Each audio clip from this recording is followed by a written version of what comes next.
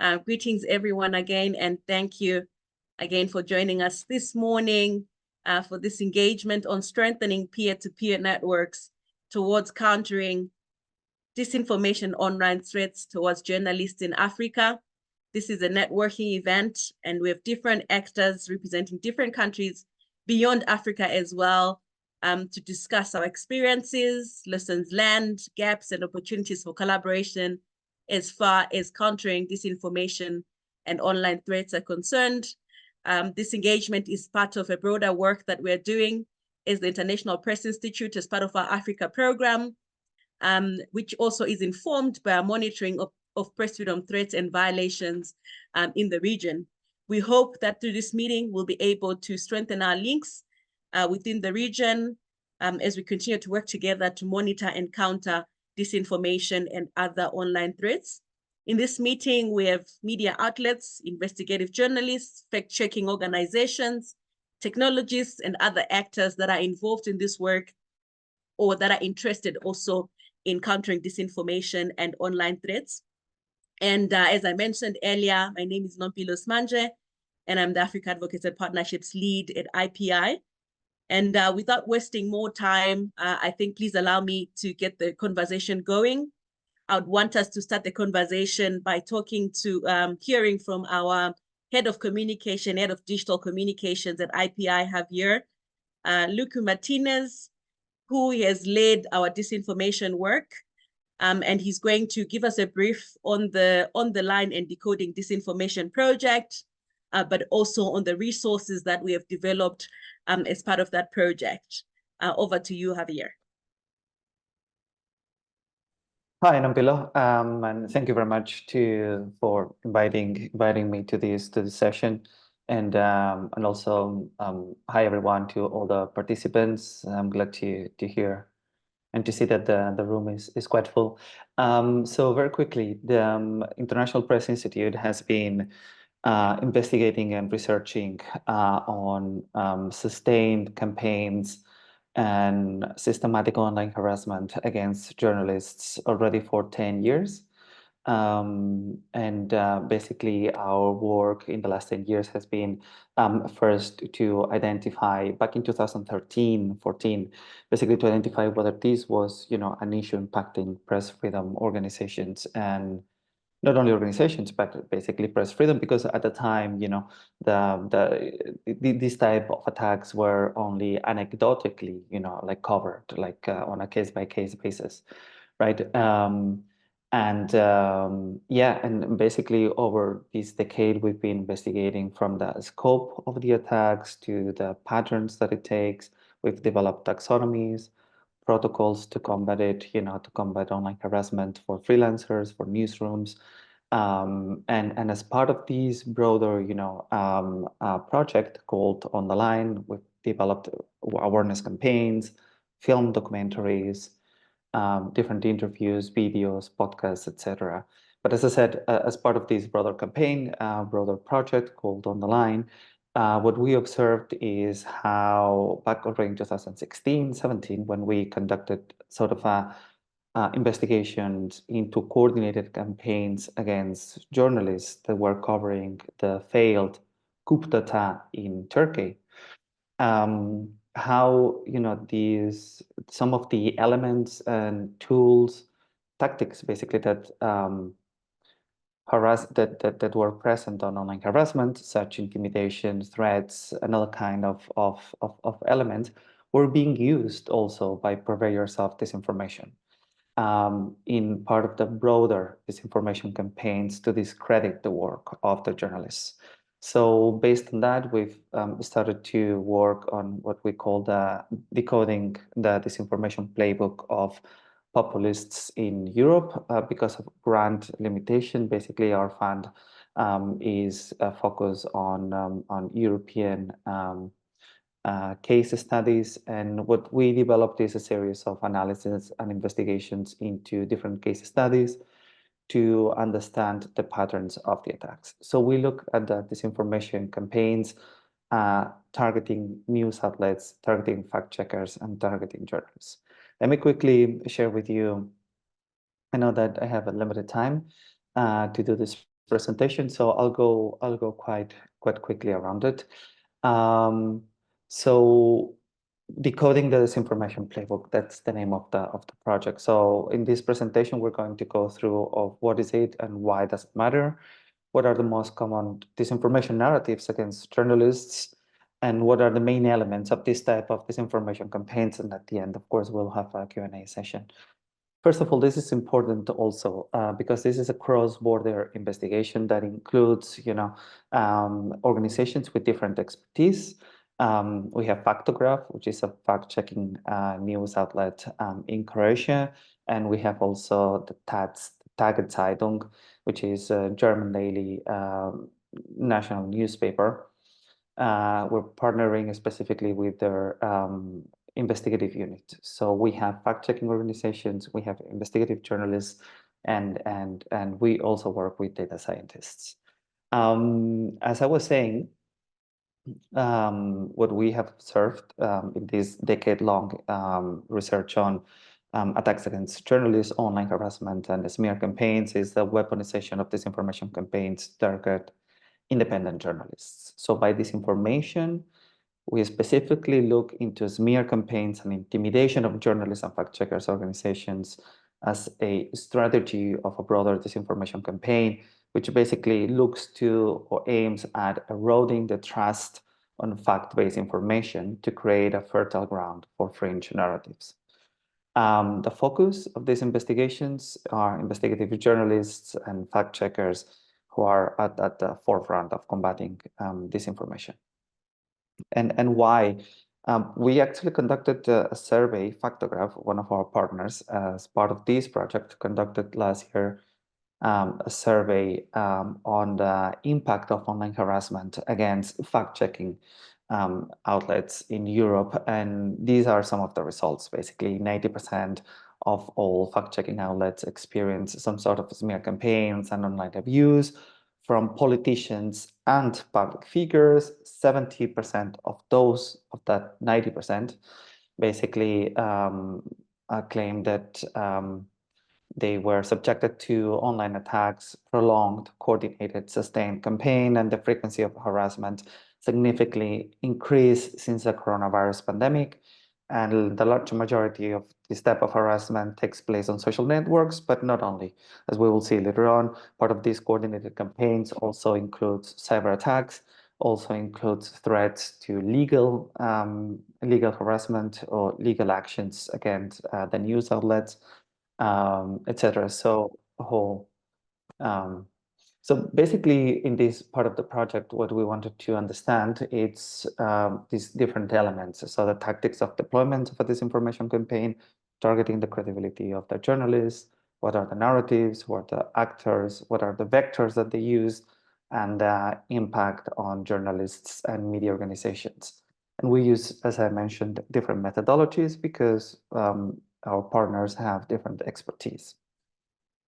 So I want to show you specifically one of the case studies that we conducted, but not from how we did it, but also including or trying to put ourselves in the shoes of the harassers, in the shoes of those who are trying to intimidate journalists, right? So walk with me through this kind of presentation, and then we will have time for Q&A. And just a heads up, this presentation is linked to the organization or talks about the organization that one of the speakers, Coral, who's also joining us today, is working for. So we're going to talk about an attack by conspiracy theorists. So let's see how do they go about to target journalists. And when we think about conspiracy theories, we always think about these people with tinfoil hats and so on and so forth. But are they only, this prototype? This is the only prototype of conspiracy theorists. Actually, no, it's not. Because we have observed, at least in Spain, how different channels on Telegram has a really wide audience. They reach, a really wide audience. We're talking about here are 3 of the top 10 groups and channels on Telegram that are well known for disseminating disinformation campaigns, but also for targeting journalists, right? And what we observed is that, as we were saying, also as the survey results indicated, most of these attacks also started during the coronavirus pandemic, and in the different research and investigations that we have conducted, we've analyzed, for example, that a lot of the Twitter accounts and X accounts that were disseminating disinformation narratives, as part of these in each one of the case studies that we have that we analyzed last year in 2023 were created during the coronavirus pandemic, but then later on during the Ukraine war. As you can see here, there's like 2 peaks of accounts that were created both in 2020 and later on 2022, coinciding with the investigations with the Ukraine war. And then also we did sort of content analysis of the most frequent words grouped by topics and narratives on a sample of over 800,000 messages. But basically, all these were, as I said, like targeting fact checkers and journalists because they are at the forefront of combating disinformation. This is, for example, a screenshot of the type of content, that fact checkers during the coronavirus pandemic actually published, right? So here, a quick translation of the headline. It's why it is necessary to vaccinate teenagers against COVID-19. Actually, this news story, it was published by Maldita.es, was the organization that Coral, my colleague here in this session, is working for. So basically, so that was 2020. So all this that was happening in 2020. So just move forward and cut to 2023, right? Basically, this very same organization, Maldita.es, conducted a project called Bulobus, which is a tour against disinformation, which basically was in the framework of the in the framework of the local elections last May 2023. They decided to visit at least 19 towns across Spain, small towns, to conduct a series of media literacy activities, right? And actually, Coral will be able to explain that a little bit better. But the outcome of this, campaign against Maldita was there was a sabotage attempts, in the first 10 towns that they visited. They were physically blocked. So the group of conspiracy theorists coordinated to physically block, the gate, the exit of the hotel. So where the journalists were, staying in each one of these towns to actually impede the journalists, to conduct the media literacy activities. And then they also required this kind of police protection. So how that happened, right? So first of all, what we identified was this kind of seed account, that we used as a seed account. This was not one of the first accounts that were threatening Maldita, but these was the ones that we identified and started pulling out the thread from here. As you can see, this account called Ada Lovelace, which is a nickname of the famous mathematician, mentioned, what are we doing with them, or what are we going to do with them? And with them, taking a screenshot of the news story that I showed you before, that was saying, what do we do to why it is important to vaccinate teenagers against COVID-19, right? So after that, there was a barrage of threats, intimidation tactics. All this was happening on X, on Twitter, right? So the step one to target, journalists, news organizations, fact-checking organizations, it's to identify the target and establish goals to intimidate, smear, sabotage the activities in the case of Bulabus. Right? Bulabus, by the way, for the quick translation, it's called hoax. Could be roughly translated as hoax bus. Let's put it this way. Bulo, it's a hoax in Spanish. Then the second step is try to rally your troops. As we saw, Ada Lovelace, this nickname, the tweet, with that tweet specifically, the account was actually asking, what are we going to do with them? So rally your troops. The first step in this specific case was in X, right? From that, the troops were in total 22,440 accounts that we identified using different technologies. Keyboard technologies were able to detect different networks. And so in total, the troops, quote unquote, within Twitter was 22,440 accounts. Among those, we identified 150 most influential accounts, out of which 6 of them had Telegram channels. So with the help of Maldita, that actually sent us, a group of Telegram channels that they had already identified, that they were targeting them. We also were able to see that some of these accounts that Maldita sent us, were actually very active and promoting the disinformation campaign and the smear attacks against them on Twitter as well. So then step 3 is the coordination to accomplish the goals. So the 11 Telegram channels, we were able to scrap, the data from some of these public channels and try to start identifying, how was the coordination of activities among these Telegram channels to sabotage the media literacy project of Maldita. Sabotage by creating, and developing and sort of scratches and demonstration in situ in the same place in the towns where Maldita was conducting their project on media literacy. So here we can see the different ones, different activities. The step 4 is execute. So first you coordinate Telegram channels, then you execute.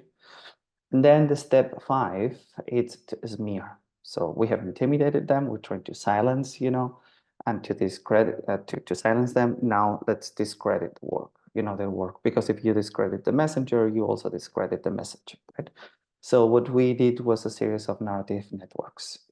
We partnered with the Department of Computer Engineering of the University of California, UCLA, with a tool that they are developing called Story Miner, and we were able to identify, the different narratives during the period of time of the elections, the local elections in Spain. So here we can see the different narratives that were targeting Bulabus. They were actually claiming that they are the Ministry of Truth and its censors. There were also claims against Maldita that they were linked to sort of a socialist party, or that they are part of this conglomerate of news outlets and media that work together with the elite, global economic power to try to censor, and to cut basically all the kind of liberties and individual freedoms of the people. This is what they claim, of course. So here are part of these sort of conspiracy theories against news outlets and the media in Spain. And also they were discrediting their work, alleging that they are getting fundings, and funds to develop their work, from different dubious organizations that are part of the elite, such as the European Union, such as the International Press Institute, ourselves, Ashoka, etc., etc., etc. So this is what they claimed, and then later on, the latest, the last step is to weaponize your channels to expand, disseminate as much as you can the intimidation and the narratives discrediting your work. I will not go through that a little bit more, but this was pretty interesting because what we identified here, what we can see in this graphic is the performance of different conspiracy narratives in these 11 groups Telegram channels in Spain during a period of 18 months, and we were able to see how the performance of the narratives against Bulopus were actually peaking at the same time that was also peaking other conspiracy narratives, such, the inference of the deep state. There's the Chinese Communist Party, the CIA is behind, all this elite, etc. This last month, why it was peaking there, it's because that was the month of the electoral period, of the elections in Spain. So now we know the what, the who, the when, the how, and now it's the why, right? All these journalistic questions. I mean, the why, it's very complex, but one of the things that we observed is that earlier on this year, in April, the University of Sapienza in Rome released this research, this essay called The Conspiracy Money Machine, Uncovering Telegram's Conspiracy Channels and Their Profit Model. They actually analyzed Europe, and that out of the 245 Spanish channels that they analyzed under this research, they use crowdfunding campaigns, and they reach a total of 1.6 million euros, being La Quinta Columna and Rafapal, two of the groups that actually targeted Maldita, being as the top conspiratorial channels in Spain. So we cannot say that, all these channels as conspiracy theorists and experts are quote unquote experts on anti-vaccine movement, etc. They're not driven by an economic interests, but this is a component that someone else, the University of Rome, has identified. So we have the what, the who, the when, the how, and the why. And this is basically what we tried to bring all these methodology that we use on all these questions into a guide to decoding disinformation that we published last week, which is using the methodological framework that we have developed to conduct these kind of investigations. We tried to kind of summarize it into this step-by-step guide to identify the main components of disinformation attacks. And if I can quickly change to this, I will give you in 1 minute a quick presentation about it, which is basically you can go to our website, download this guidebook. The guidebook, it's intended for journalists who are news outlets who are trying to have a first approach to identifying, the main components of disinformation campaigns and to research on this. So they have a sort of a checklist and a guideline. And it's structured in the same way that basically we conduct our investigations. So first, we want to understand the context of the attacks, the context where the attack is produced. We also analyze the timeline. We analyze the platforms that where this smear campaign and online harassment has taken place, and the dissemination methods. We also identify the actors that are involved, and in actors, we differentiate here between proxies, basically instigators on one side, those who kind of are the driving force behind, these campaigns, and the proxies, let's put it this way, or the executors, those who feel entitled, to actually conduct this kind of attacks against journalists. And the last point is the pinpoint the narratives, to identify the narratives targeting the journalists. So yeah, from understanding the context, the relevant political and social context here. So here you can go step by step into these disinformation narratives. Also identify the media outlets that later on are used as echo chambers of what's going on, on social media channels. That these fringe media or propaganda sites are mainly used to stamp, the verification and to give validity, to these kind of fringe narratives that are taking place on social media platforms. Then analyze the timeline, the platforms, so develop that timeline of the attack. That for us was very, very helpful to identify how the disinformation campaign was flowing from one channel to another, where Telegram was mainly used to rally, the troops, coordinate the specific attacks, other broader social media platforms like WhatsApp, Facebook, X, TikTok, etc., are used basically to further disseminate the smear campaign against journalists, identify the channels of the attacks, identify the actors involved as well. So basically you can go through it. Here we also suggest some best practices, perform a social network analysis to discover the linkages, perform an infrastructure analysis of the main actors involved, as well as the websites, etc., etc., etc., in order to pinpoint the narratives. So fact check claims, identify the different disinformation narratives. Note the word and phrases used, to pay attention to neologisms as well, to identify how narrative actually changes, across and along time.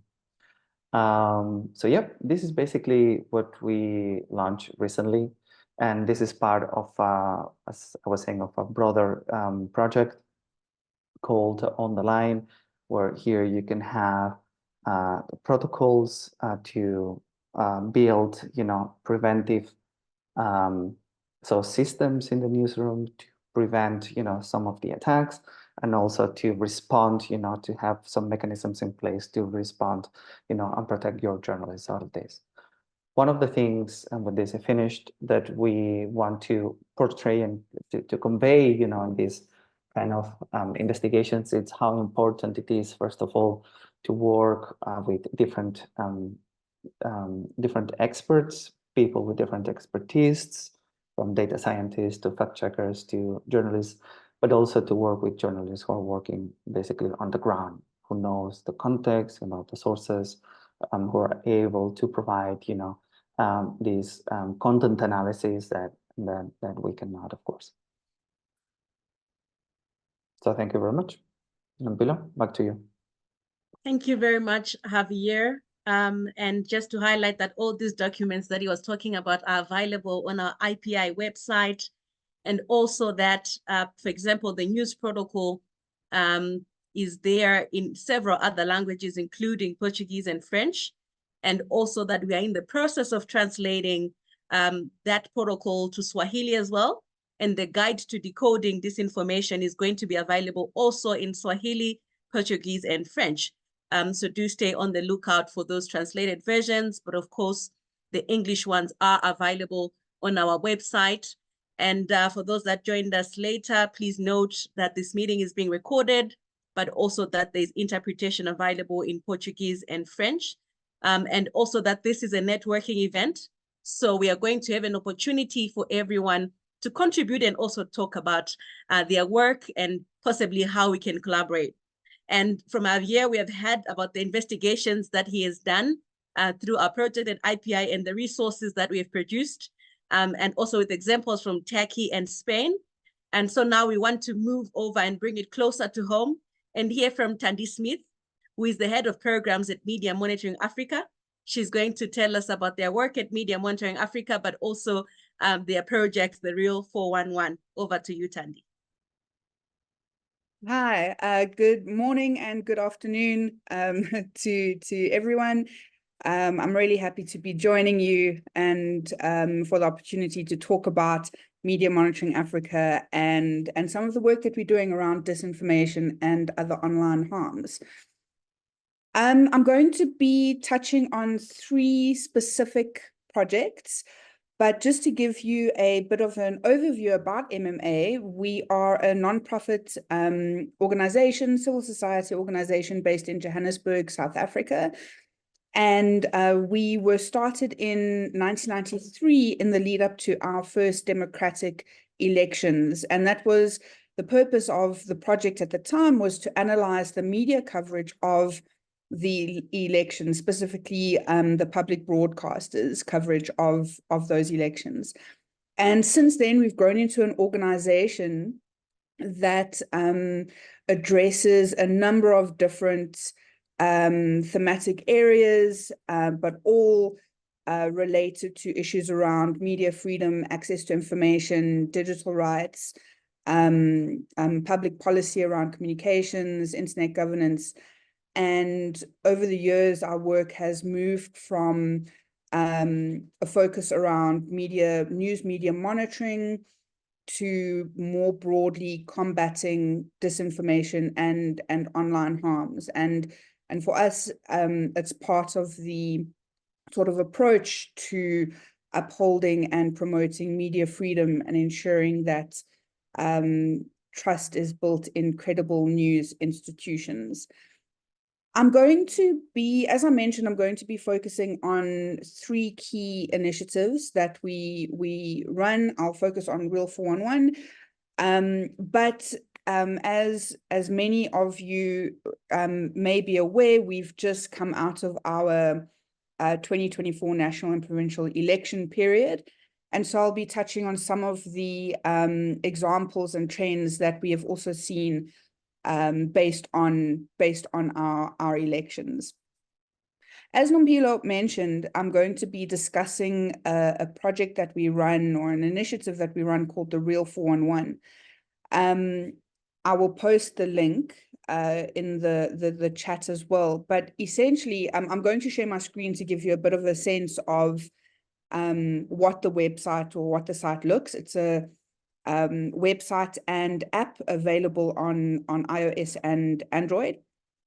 But this initiative was started in 2019 in the lead up to our then national elections as well.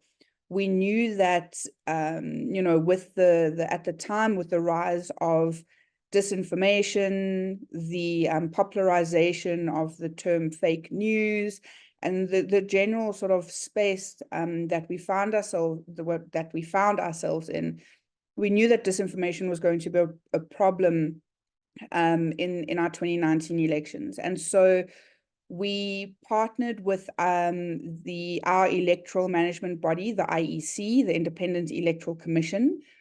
We partnered with them to tackle and combat disinformation related specifically to elections. And so we built this complaints platform, the Real 411, where anyone was able to submit content that they believed to be disinformation related to the elections. They would submit it to the platform. That content would get assessed, and an outcome would get decided on, and then where relevant, if the content was specifically dangerous or threatening or met certain criteria, it would get sent to our, the IEC would decide on how to manage that, and where necessary, take further action as well. So I just want to share my screen to give you a sense of the site while I'm talking to it.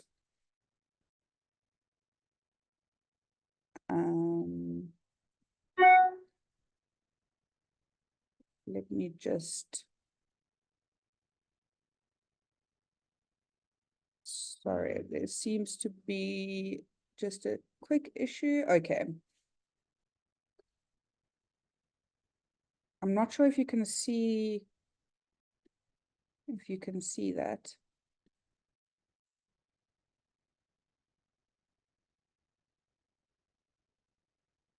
Is that really, really small, or are you able to see what I'm sharing?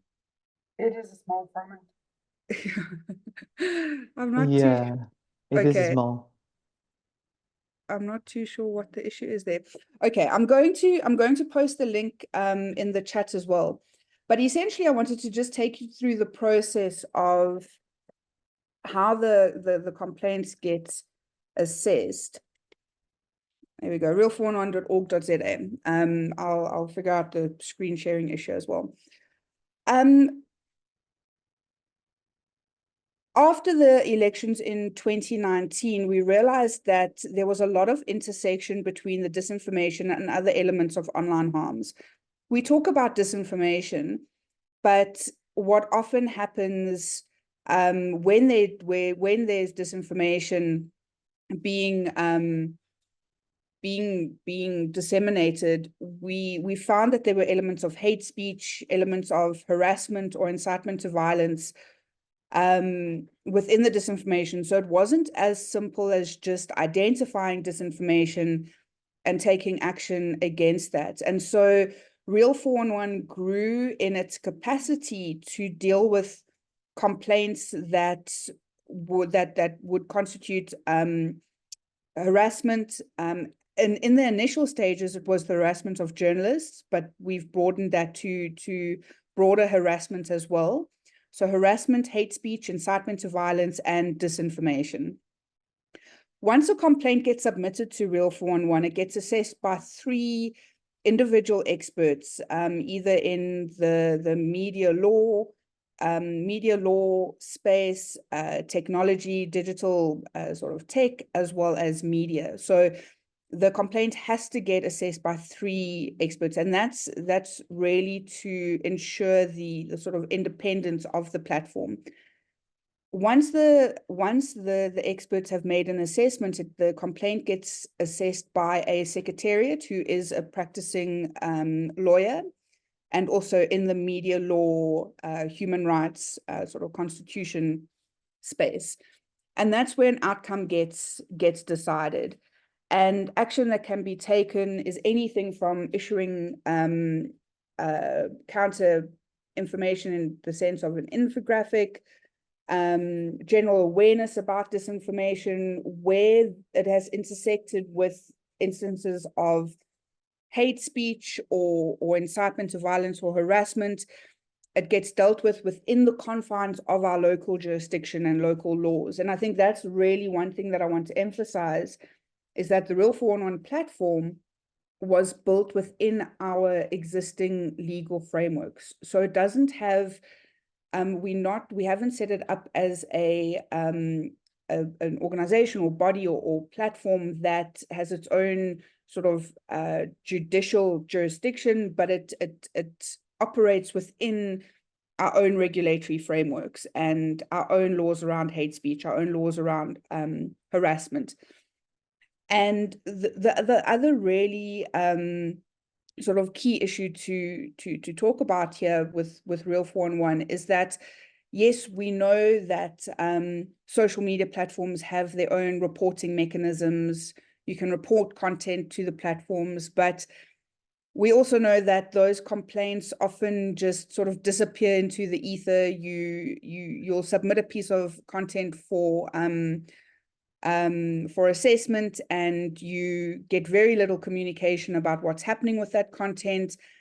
And the content often gets assessed within the platform's own community standards and guidelines, and very seldom does the context, the language, the terminologies, the local approach to this content get taken into consideration. And so that's where the power of Real 411 comes in, where, yes, I am talking from a South African perspective, but it can be replicated. But the platform receives complaints in any of our official languages, as well as, obviously the key thing is taking the local context into consideration.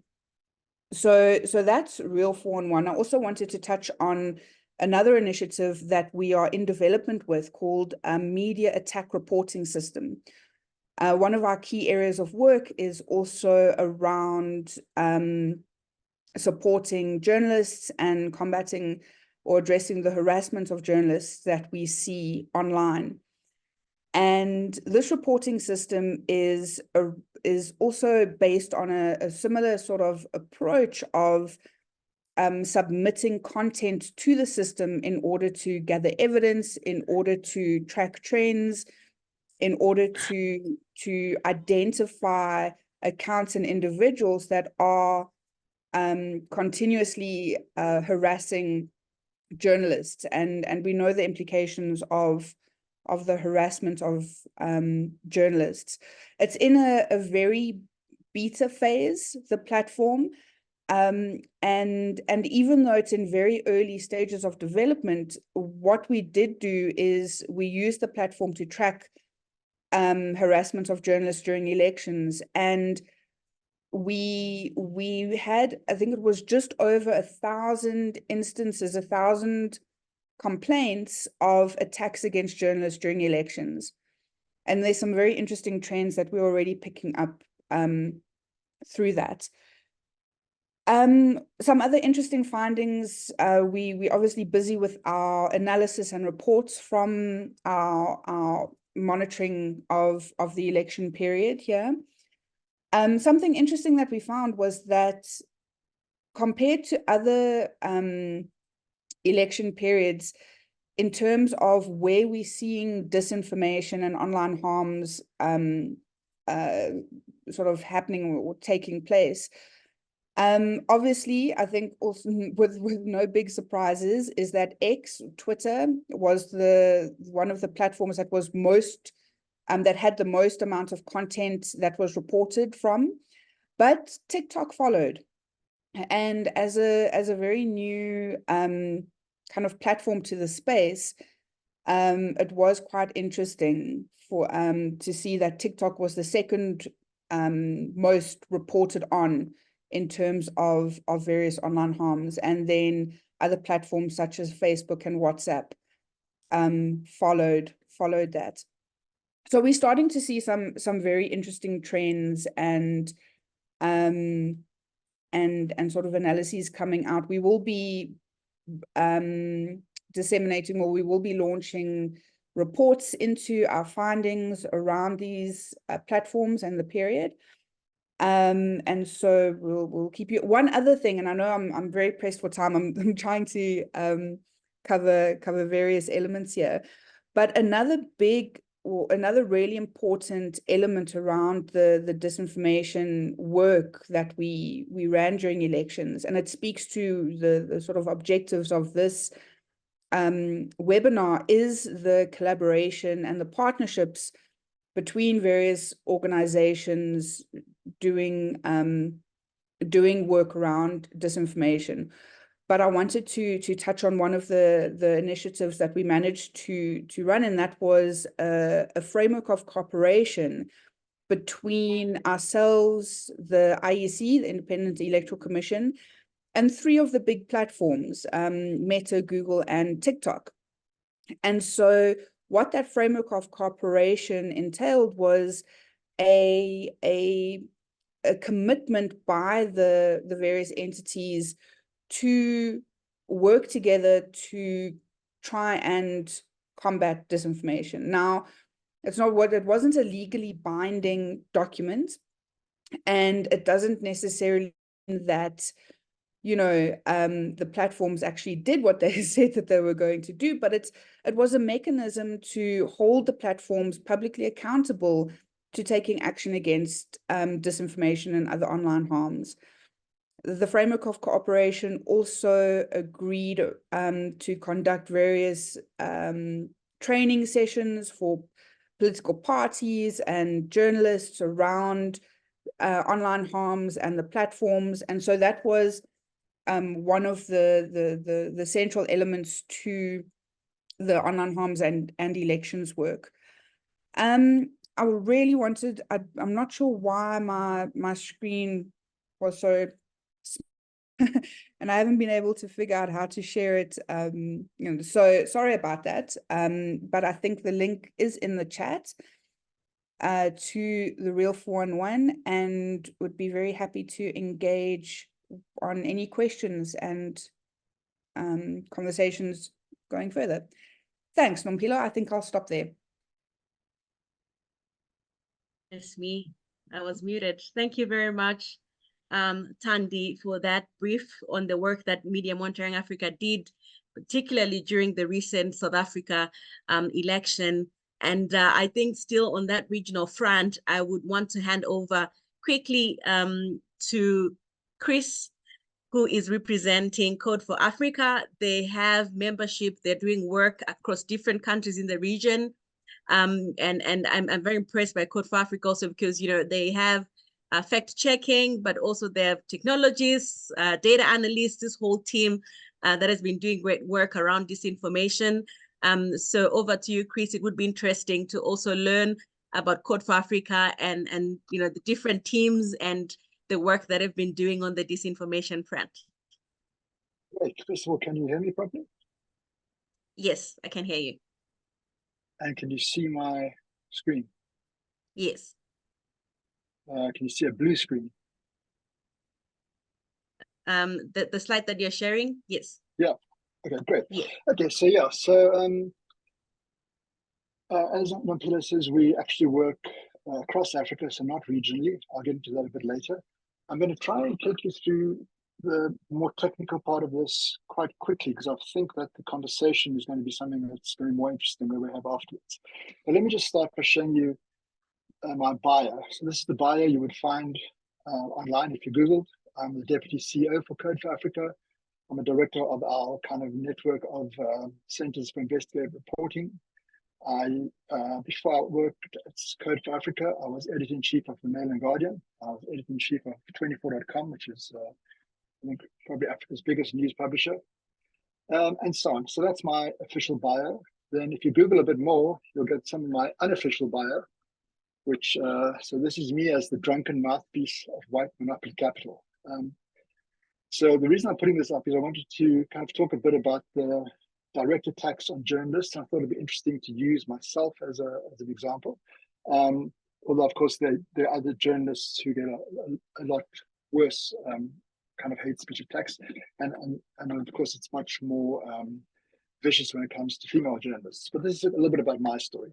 So this is a story that's put up on the by the Independent News organization. It's one of quite a few stories about me, which are kind of hit pieces. So every time I publish something looking at the background of this news organization, which is, I think it's about the third biggest news organization in South Africa. Every time I put up something about there, I get sued, or the person who runs the organization gets one of their proxy sites to do some kind of fake news piece about me. Now, the interesting thing about this particular piece is that it says I'm the drunken mouthpiece of white monopoly capital. Now, white monopoly capital is a phrase that's weaponized by a UK PR agency that was working for the family that our ex-president sold our country to.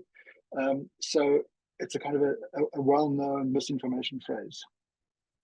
The person who runs that organization, the independent media, that just sued me for the third time a few weeks ago for about $100,000. And what the person who runs it, that organization does is he uses slap lawsuits to try and shut journalists up. So he sued many journalists and many news organizations. The picture at the bottom of these two people, so what this person Iqbal Survey has done, he's gutted this once proud news organization and turned it into just a propaganda mouthpiece for himself. People at the bottom are people he's hired to replace real journalists. And yesterday there was a very funny moment in South Africa when the day before they ran this big press conference to announce that they'd uncovered the man behind a social media account that kept criticizing this independent media boss and people associated with them. And they're so bad at doing journalism that they outed the wrong person. So 48 hours ago, they said we've had a massive investigation and this is the person. And 24 hours later, they have to go and apologize and say, we're really sorry, we had a technical error, blah, blah. So I'm kind of putting this into context because I'm going to show you what Code for Africa does and who we are. And I think, the point of this the sessions today, I think, was to work towards some kind of collaborative understanding of how journalists can protect themselves, protect their profession, defend trust in the media, essentially. So these attacks on me that I'm talking about here are attacks by actual a journalism organization, right?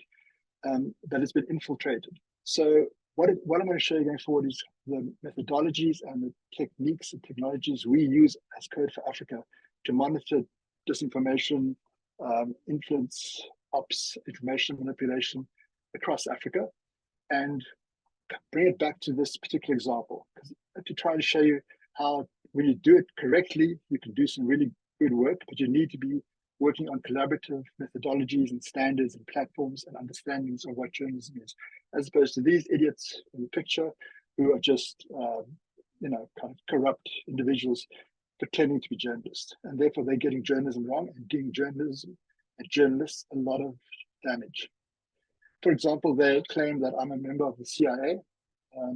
They claim that Code for Africa, you'll see at the bottom there, Code for Africa is an organization that's funded by the CIA, and it's all done in the spurious investigative journalism style, which has absolutely no evidence, but it's all like really, really bad journalism. And the reason that it's that they're always accusing us of being members of the CIA is because they're mobilizing the anti-Western sentiment that many of us feel, and that's quite prevalent in many of the places that we all work. But so Code for Africa is not, in fact, a CIA-sponsored organization. We're the continent's largest civic tech and data liberation NPO. We've got 140 full-time staff in 26 African countries, and there are people who are from those countries. We don't parachute staff in. We do a lot of stuff like we do civic drones, drone journalism. We do remote sensing, data journalism. We build apps. We do a lot of investigative forensic research to coordinated networks and into misinformation and so on. And we have a big fact-checking organization. So those are all the countries that we work. But I'm not going to talk about most of those things. What I am going to talk about is the work we do on misinformation. So essentially what our mandate is to try and help the people who are the civic watchdogs, the pro-democracy NGOs, the investigative newsrooms who are fighting the good fight. We try and help them to grow in the sense of digital and taking advantage of new opportunities around like AI or data journalism, that kind of stuff. But everything that we do has to promote actionable information and has to be locally sustainable. And the reason for that is that we are trying to build systems. So our belief is that no individual organization can tackle the problem of information manipulation and can deal with the information environments, security by themselves. We have to work together and use the same platforms and the same methodologies. So we have 4 ways that we try and fight info manipulation. The one is the conventional fact-checking way, which is we have an organization called PerseCheck, which debunks fake news. I'll talk about them a bit more later. Then we have an investigative digital forensics lab called the iLab, which has about like 40 odd people who work on doing the deep dive investigative stuff that exposes the networks behind misinformation. Our third element of how we do this is that we have a department called Civic Signal that monitors narratives. So essentially what it does is it ingests a bunch of news stories from around Africa. I'll get into the numbers later. And then uses AI and natural language processing to understand how narratives work, how they flow, where they start, put up watch lists and so on. And that's an important one because that one is available to all kinds of newsrooms. And I'm assuming there are many people on this call that are from newsrooms. So you'll be interested in that one because it gives you a kind of a platform to do your own investigations. The fourth one is one that's quite close to my heart, which is about following the money, because it's all very well doing fact checks. It's all very well exposing people behind disinformation. But actually what you really have to do is you have to try and defund those actors. And I think Javier was talking earlier about how much money was made of Telegram channels, for example, in Spain. We have the same kind of attitude where we work to defund fake news websites and bad actors who are using social media and so on to make money. We do that by kind of throttling the money at the supply side, and I'll talk a bit more about that in a while. So everything we do is driven by, has to be data driven, and one of the things about that is that all the stuff we work on with all the different partners is all archived in a structured database, which means that you're not one newsroom working on something and then it disappears, or another civil society organization working on something and disappears. We're all pooling data, and you can get multiple investigations out of that, and also multiple evidence bases. And the research we do has transnational impacts, and I think that's kind of the theme of what I'd like to say is that the key to fighting disinformation and attacks on the media is to understand that it's never just like a country, it's always regional or indeed transnational and sometimes global as well, because everybody uses the same tropes of misinformation and the same mechanisms. And just to say that, we understand that all the data analysis we do, we supply to newsrooms so that they can do major investigations that can then drill down to their particular locale and interests. So how do we do it? How do we build up this kind of corpus of data and knowledge that one can use to fight misinformation? The Civic Signal platform that I told you about, that maps digital media sources it's actually in 54 countries, but with success in 24 countries. And it ingests, I think I might have the numbers here. No, it ingests, I think it's about 8,000.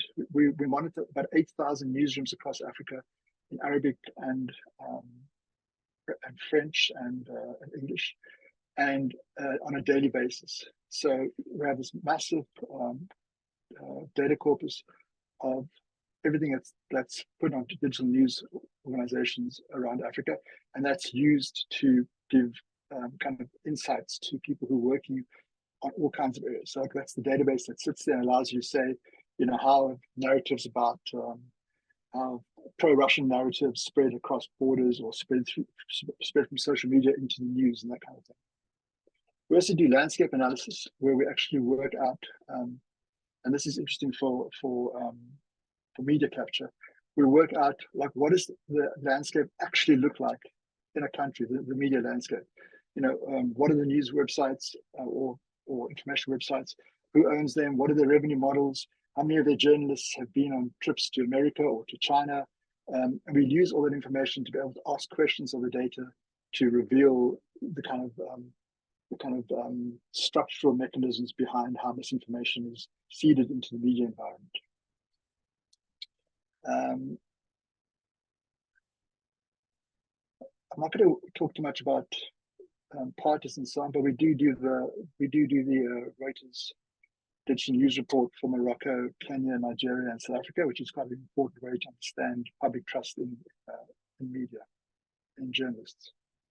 Hope I don't want to show that. And just one last example of our ecosystem mapping is that we are partners with Doublethink Lab on the China Index. So every year we kind of monitor and map the PRC's influence. We do I think 8 African countries, but it's done for 82 countries. And the reason that's important is because a lot of for example, in my case, a lot of the misinformation that's put up in attacks on me by independent media and the lawsuits are about stories I've written about Chinese control of that media house. So for us, it's very important to have the whole kind of like that large view of what the information ecosystem looks like. So for me to be able to say that I'm being attacked by a media house because of Chinese stuff written about China, I have to be able to show, look, this is, for example, like one of the stats is that media house over a 2-year period published 80% of the I think it's about 1,100 media houses we monitor in South Africa. That media house published 80% of all stories about China, just the one media house. So it's that kind of a data evidence base that we try and work towards. We also do annual barometers of various kinds of vulnerabilities in African information ecosystems. One, for example, is looking at media capture and how foreign states have infiltrated African media, from as simply by buying ownership, but also by all other kinds of kind of nefarious and kind of complicated ways, like the grooming of journalists, the laundering of content into African newsrooms and that kind of stuff. Just a bit about our fact-checking organization. PesaCheck, I think it's Meta's fourth largest fact-checking partner in terms of countries. We look at we work in 16 countries doing fact-checking, and I think we debunk or have taken down, I think, something like 5 million pieces of content a year on Facebook. And that's obviously an important part of the trying to keep the information ecosystem clean is the fact-checking part of it. But the fact-checking part of it is only valuable if we work together collaboratively. So we're partners with the International Fact-Checking Network, which is kind of like allows you to have the standards and principles agreed upon across different territories. And we are founding members of the African Fact-Checking Alliance, which is a kind of a Pan-African self-help community of news desks. I think it says 379 newsrooms now in 30 countries that are kind of doing collaborative fact-checking projects. I'm not going to go through too much of this because we don't have enough time. Just to talk maybe a bit more about the digital forensics side of things. So our team at the iLab, they investigate coordinated behavior, influence ops, and info manipulation. Then they identify the bad actors behind that, the sock puppets, and they track and document the networks behind misinformation or the networks of misinformation. And you take specialized skill sets to do it, which is why I put up a picture of those two people who tried to do this and failed miserably when they were trying to out a South African social media account. You need people who are experts at forensic research, and especially OSINT research, and you need data analysts to be able to kind of really do the programming side of things and the data science side of things to analyze large data and turn them into kind of useful infographics and useful information. And just to say that, one of the keys to this is that we believe that the only way we can collaborate as a continent, for example, is to use the same methodologies that are used by other parts of the world. So we use the ABC Disinfo framework, which is the same as used by the DFR lab in America or by Bellingcat in the UK. We use the same methodologies because if you use the same methodologies, you can share findings properly, and you're all talking about the same thing, so you're measuring the same thing and you're monitoring the same thing. One of the things we do is we work on lexicons of keywords that are trigger terms for hate speech. So the key there is to make these lexicons machine readable, and that we can then make them available to different partners or put them to different platforms and make those platforms available to different partners, so that we can work across the problems of hate speech or terrorist activity or gender violence. We can work on that across borders and be able to kind of draw similar conclusions because we're using the same founding database essentially. So here's an example of the kind of methodologies we use. This is the disarm kill chain, which is, I think, a meta. It's done by a company called Disarm, which allows you as a journalist or somebody working about this information, allows you to understand when you need to enter into the life cycle of a piece of misinformation, when it becomes toxic, when it becomes threatening, and when you need to enter into that chain to try and stop a piece of misinformation. So essentially, we use 3 sets of signals to understand info.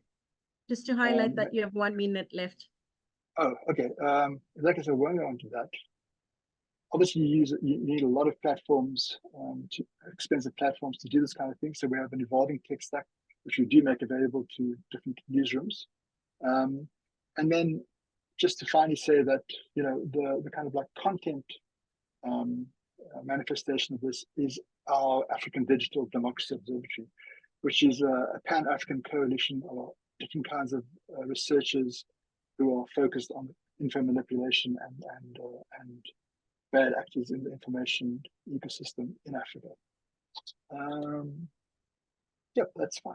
I'll end there then. Thank you very much, Chris, and I apologize sincerely for having to cut you off, but we hope that we can have more time also for further conversations and hearing from the rest of the participants. But please feel free to share your presentation in the chat. And if anyone has questions or immediate thoughts as we are having this discussion, please feel free to drop your comments or your questions in the chat, and we'll circle back to them during discussion time. So to wrap this up, I want us to circle back again.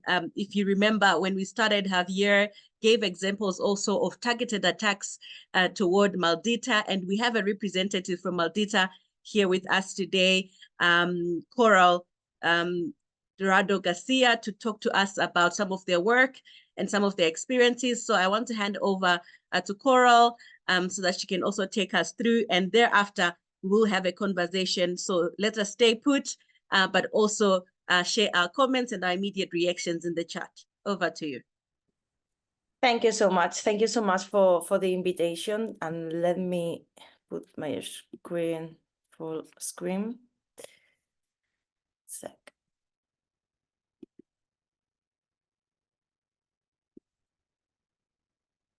Sorry, I don't know what is.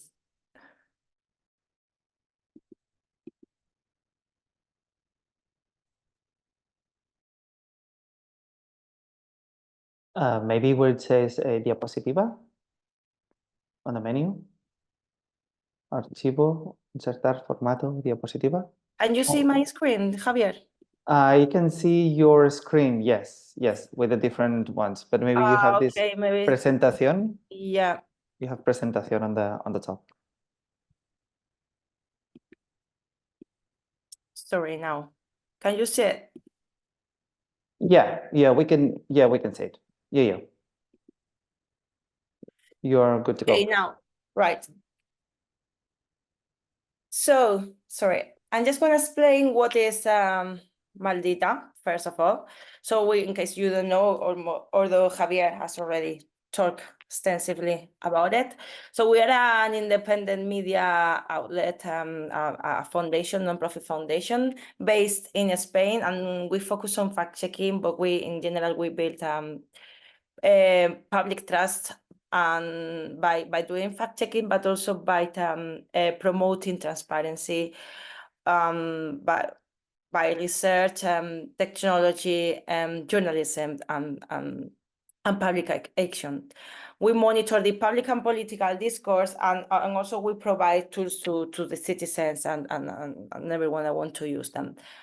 This is Maldita, all these sections that we have different sections, as I said, focus on fact-checking, but also focus on technology.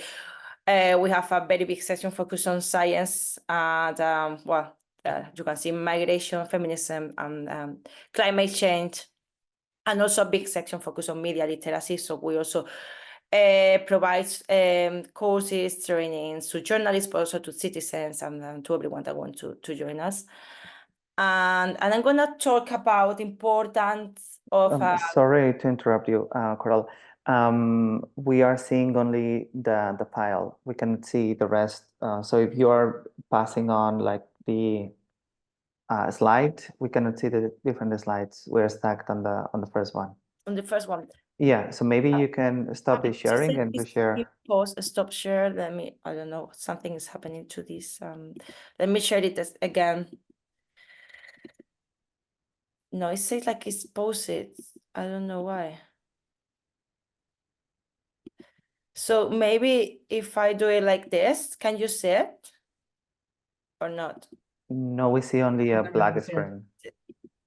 I don't know why. Sorry. Do you want to send it to me and I can probably share it? Yeah, sure. Because otherwise, I think. Yeah, or maybe you But can. it works now. Now? Yeah. Yeah, Just start slides. You see all the Okay. slides. yeah, you can do that probably. Okay. Like, I do but it we like don't this. see the full slide, so maybe exactly. Maybe now. Now? Yep, yeah. Maybe you have Sorry. in. Maybe you can zoom to 115 or something like that. Zoom out a tiny bit so we can see the whole. Zoom out. Yeah, yeah. Okay. Now, sorry. It's fine. Perfect. Going on. It's all good. Yeah, yeah. Thank you. So I'm going to talk about cross-border collaboration with other fact-checking organizations around the world. And I'm going to talk about a publication that we did, a report that we published a couple of weeks ago about a new project that we have on cross-border collaboration in order to be more efficient to doing fact-checking. But I'm going to talk first about our previous experiences. This is not the first one, Ukraine facts. We had previous experiences with the coronavirus, but I'm just going to focus on this one because I think it's very, we can explain how this information, cross-border the fight against disinformation by doing a cross-border network works, and this is a very good example. Ukraine facts. So once the 24th of February of 2022, the Russia started the invasion of Ukraine, Maldita just called the International Fact-Checking Standards Network, the IFCN, to do something regarding the war and all the disinformation that we started to see that day once we woke up in the morning. So we created very quickly this project, Ukraine Facts. We created a simple by a spreadsheet. It was just an Excel, to be honest, where fact-checking organizations from all around the world, more than 100 of fact-checking organizations from 88 countries in the world, started putting the links of the fact checks that they were doing. We created this website that you can see where the disinformation content were circulating at the same times and the different debunked published by the different organizations. So it was a very good initiative that help us understanding how this information work and how we can be more efficient, as I said.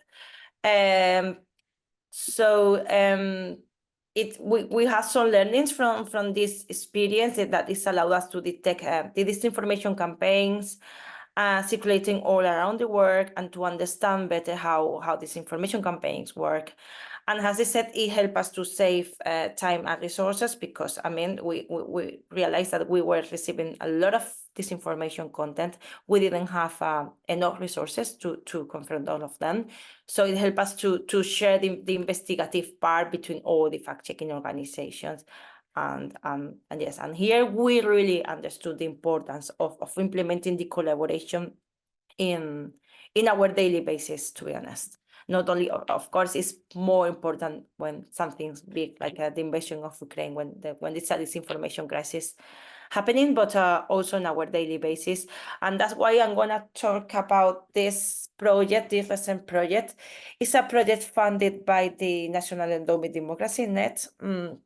And it's called this is the name of the project. It's a very big name, but I'm just going to talk about this cross-border investigation among different fact-checking organizations around the world. We have on a first instance, we have a Myth Detector from Media Development Foundation in Georgia, Delphi in Lithuania, and Stop Fake in Ukraine. These three organizations, with Maldita's, one of the part of Maldita, a big part of Maldita is developing technology. We have a chatbot, so people through our chatbot in WhatsApp can send us this information content for us to fact check. So we create a very big engagement with our community in Spain and in Latin America as well. But also it helps us to know which disinformation content is circulating in WhatsApp, which, as you know, is a private application.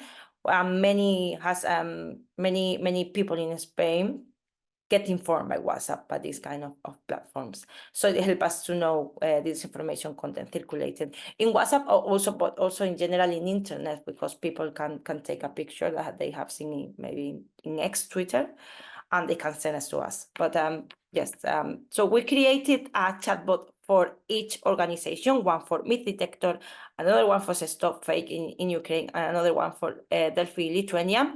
These two are for Myth Detector and Stop Fake in Telegram, and Delphi wanted the chatbot in Facebook Messenger, because in Lithuania, most of the people use this platform to get informed and to communicate between them. So we created this chatbot first, and we connected them through a platform that I'm going to show you now. And then we also have partners in Latin America. So we have Chequeado in Argentina, La Silla Vacía in Colombia, Espaja in Venezuela, and El Salhueso from Animal Político in Mexico. They don't have chatbot connected. I mean, they have Chequeado, La Silla Vacía has a chatbot created by Maldita as well, but this is not part of the project. It was before the project started. So we connected all the organizations. So the 3 from Europe, apart from Maldita as well, so 4 from Europe, and these 4 from Latin America. And we created a methodology on how to detect on what we understand has disinformation, most focused on Russian disinformation campaigns. And we also created a database, a centralized system. So very similar to the one that I showed you on Ukraine Facts, but I mean, it is not a spreadsheet anymore. It is a centralized system I will show you now. So what we do, organizations send the disinformation content that they see on the internet or they receive through the WhatsApp to the centralized system. The fact-checking organization from Latin America, they just register the content manually in the platform, because as I said, they don't have this chatbot working. So it allows us to detect the cross-border disinformation. There are some content that we don't consider is cross-border disinformation, but there are others that is repeated and circulating in different countries at the same time. So this is the centralized system. This is how we see the centralized system that we have created. So, for example, this disinformation has seen at the moment only in one country. We asked them to check all the disinformation content card that we can see here. And as you can see, there is one saying like Ukraine already sending pregnant women to the front line. This is a narrative that has been seen at the moment in 3 countries, as you can see. So it allows us to see if a disinformation content is circulating in only 1 or 2 countries, or otherwise it's circulating in more than 3, 4, 6 countries. That is happening actually with the second report that we are going to publish, I think, next week. And this is our first report focused on how, I'm going to put it in English for you to understand, how Zelensky and his wife is spending Western money on luxury goods. So this is our first report that we realize is a Russian disinformation campaign circulating in all the countries target for this project. In Latin America, in Spain, and in Western and in Eastern and Eurasia, Eastern Europe and Eurasia. So I will share it with you afterwards, the investigation in English for you to understand, because as you can see, there is different languages. And let me put this. So what we can, our first findings, we can understand, as I said, the strategy implemented by Russia to spread this disinformation campaign through the world, through different countries in Latin America, in Spain, or in Eastern or Europe or Eurasia. We can understand, we can see how they are using their Russian embassies in different countries like South Africa or in the United Kingdom to spread the disinformation massively and get interactions. And so this is our first letter, also to see which topics are spread through the whole world and which topics are more focused maybe in Georgia, Lithuania, and Ukraine. Some of the narratives stayed only there and they don't go to other countries like Latin America or Spain. So we also created this infographics for the public to understand how this information works and how Russian disinformation campaigns are spreading through the world, the main techniques and procedures, so main strategies that they use, like publishing the content like creating a website, publishing the content, and then the embassy came to the field, and then or maybe the state controlled channels like Russia Today, Sputnik, and any other Russian state controlled media. So this is just some infographics that we publish also because we consider this very important in order to combat a narrative for the public to understand how disinformation campaigns work. And we thought a good way is having infographics in the text, apart from telling them in a grating way how it works. And also we created this infographic to know how there is one narrative, but multiple hoaxes are around. We understand that we need to combat the hoaxes, to fact check the different hoaxes, but also to combat the narratives, because otherwise it's gonna come another hoax is gonna come in 2 weeks. Because we have seen this with this narrative. It's like every 2 weeks, every month, we see a new hoax created against Zelensky, against Olena Zelenska. So this is a bit of chronology or the different hoaxes around this narrative of Zelensky and his wife, and how all the partners have been debunking these different hoaxes. Some lessons learned about this project. Well, as I said, it's fundamental, not necessarily fundamental, to join efforts in order to be more effective. And also, as I said, to present the strategies taken by the bad actors, as this was focused on Russia and disinformation, but other actors, in order for the public to understand how disinformation works, and in order for us to provide more pre-banking. And when I say pre-banking, for those that don't know what is this pre-banking, it's just publish more explainers and articles in order to debunk the hoax before the hoax is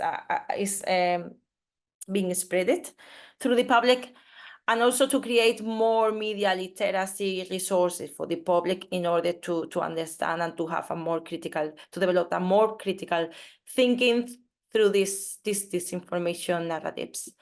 And also, whereas it saves time for us and resources for all the partners, because we once we fact check something, or we just see that a disinformation content is circulating, we create an alert and we send an alert to all the rest of the organization, so they save time, because if one have debunked it already, we can use resources that the other organization has used before. So we save time, we save resources, and also I want to talk briefly before finishing some potential areas of collaboration and learnings from this project.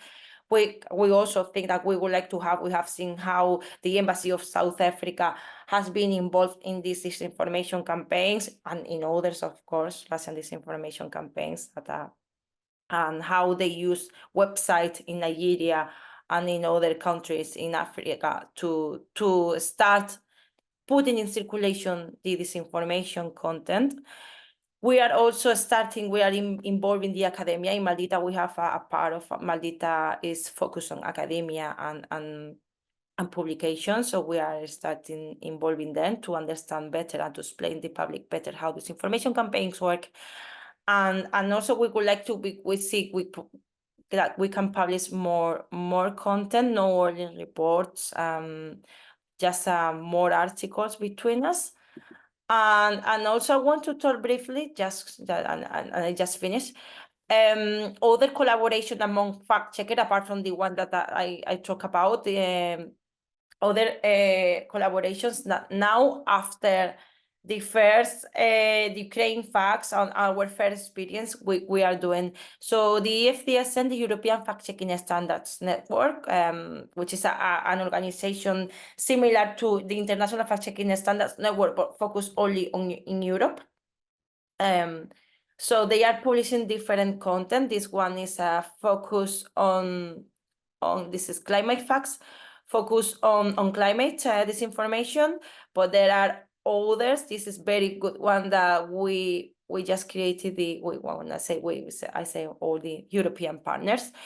We have been contributing regarding the European elections. So it's a very good repository of fact checks, but we have debunking, we have pre-banking, we have different articles, very important to understand all the disinformation that has been circulating before, during, and after the European elections. And that's it. I'm happy I will share my presentation afterwards.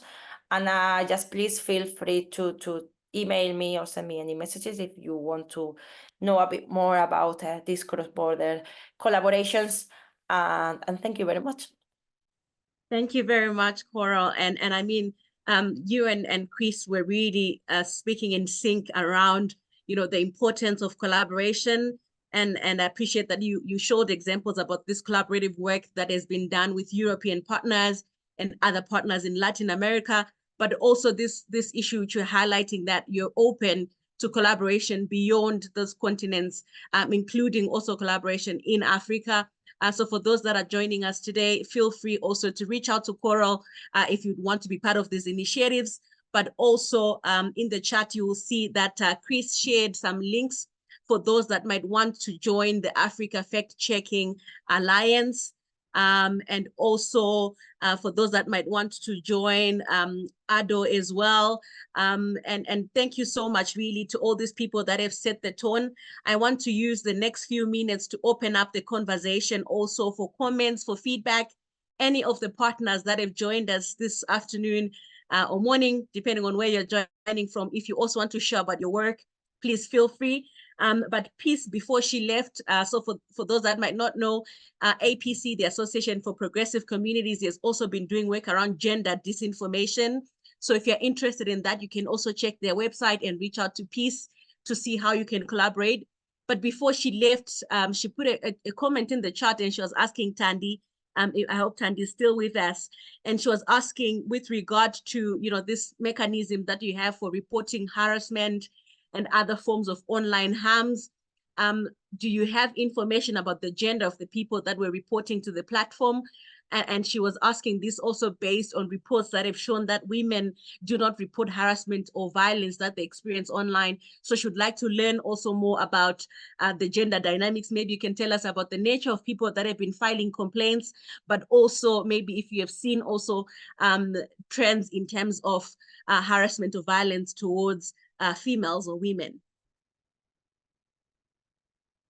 Hi, sure. Can I take that question now? Yes, please go ahead. Thanks. And thanks for the question. It is something that, is important to us given the work that we do around gender as well. So firstly, on the complaint submitted to Real 411, we don't ask for that sort of information from the people that do submit complaints. We gather very basic data in terms of just name and contact details, and that's purely for purely for if the assessors and reviewers of the content need additional information from the people who submit.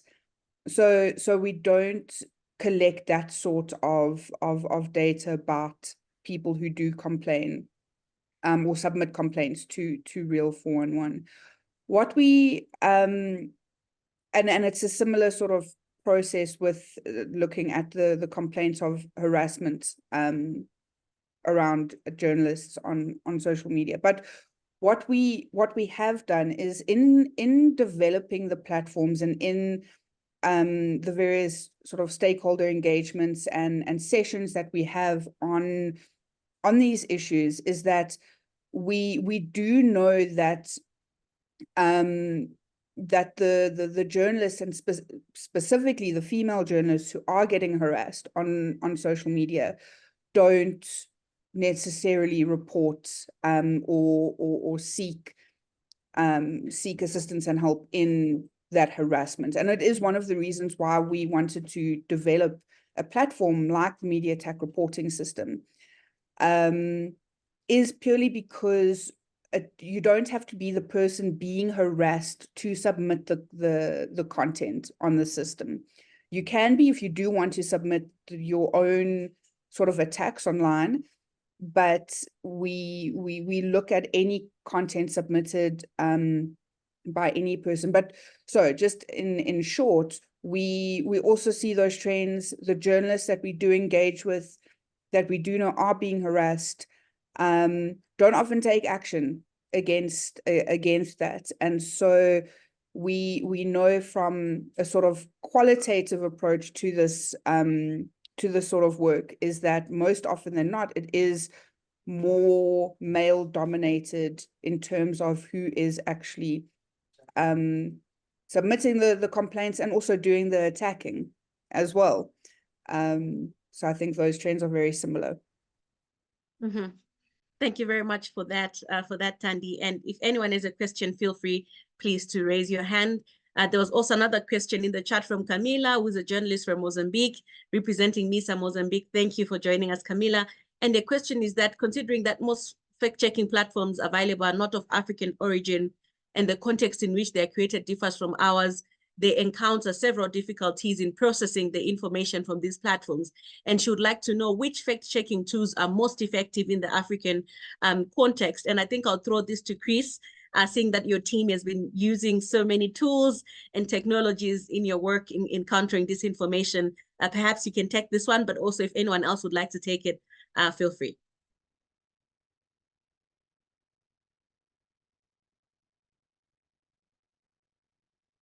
I'm not sure if Chris is here. He's still here. Sorry, I am, but my headphones died, so you have to repeat the question. I'm sorry.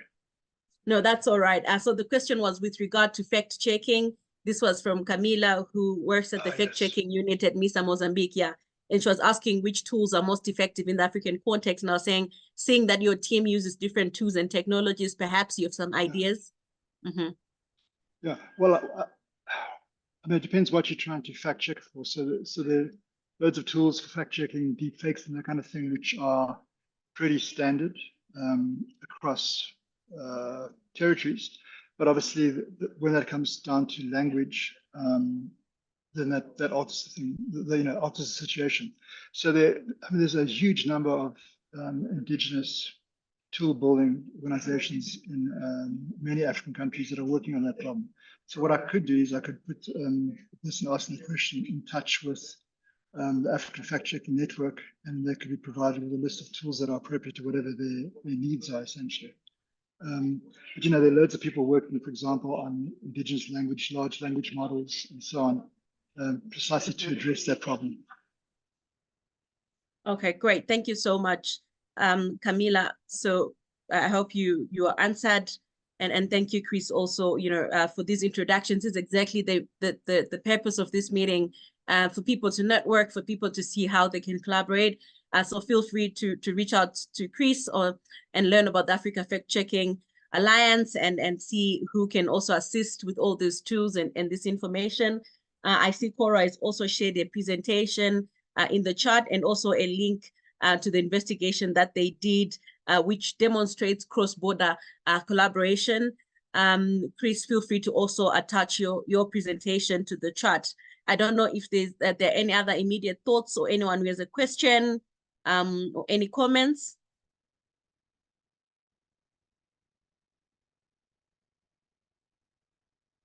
I am not seeing any hands that is raised.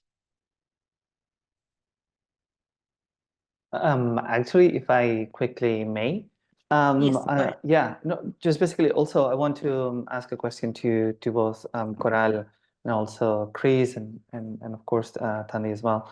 What are the main challenges when working with other partners in like cross borders? So, I mean, challenges like obstacles, and I think that both of you have pointed out something that is very interesting, which is like a common sort of database methodology that actually can be developed. So, yeah, I just wanted to know what's your expertise, your experience on this, basically. Nompilo, you have to pick who goes first. Feel free to go ahead, Chris. So you're right. I mean, that is kind of the overarching message, Javier, which is that to be effective, you need to share resources. And you know, for example, you know, one user on Primer AI costs only $10,000 a month or something. Access to Meta's backend has to go through approved organizations. You know, so you need that collaboration, both for so you can afford to do the investigation, but also so that you have the access to data that you need. I think the key thing though is for us is always that we partner with the people we partner with. We work from what keeps them awake at night outwards. You know, so saying that we need to share methodologies and tech stacks is not the same thing as saying we need to care about the same things. You know, it's to say that the things you care about can be addressed in the same functional, structural way that the things we care about can be addressed.